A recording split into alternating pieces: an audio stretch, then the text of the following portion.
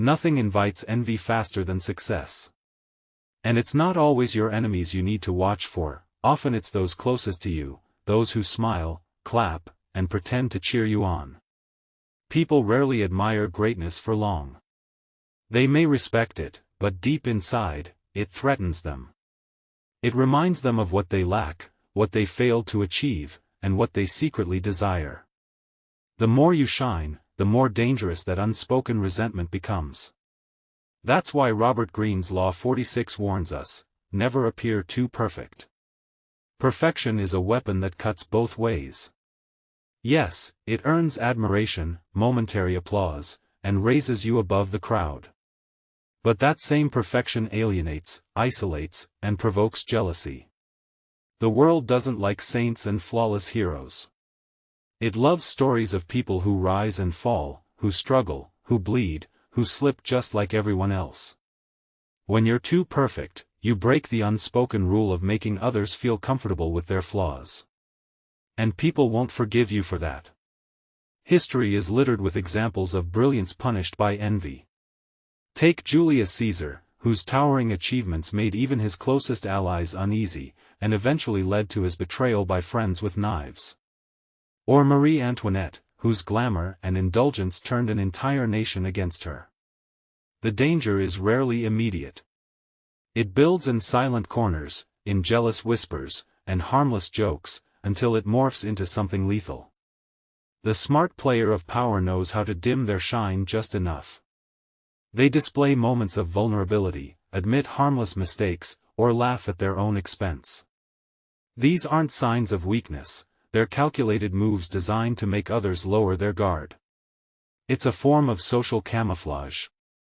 When you seem human, approachable, or slightly flawed, people breathe easier around you. They stop comparing themselves to you. Their envy softens, and what could have become a blade in the dark dissolves into mild amusement.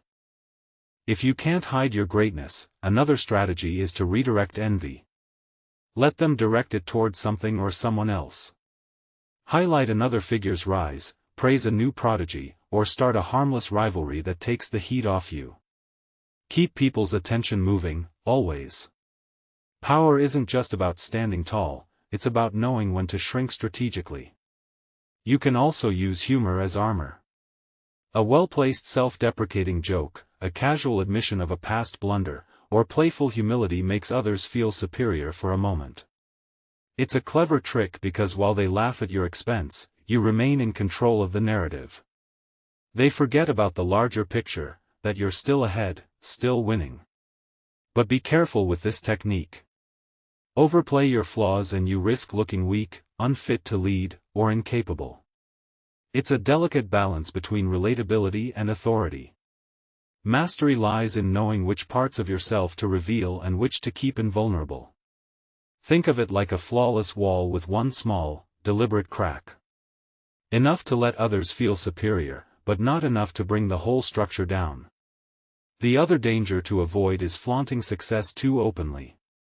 Nothing triggers resentment faster than the sight of someone enjoying too much, too publicly. When you win, win quietly. Celebrate in trusted circles. Be generous but discreet. Leave space for others to believe they, too, are winning in their own ways.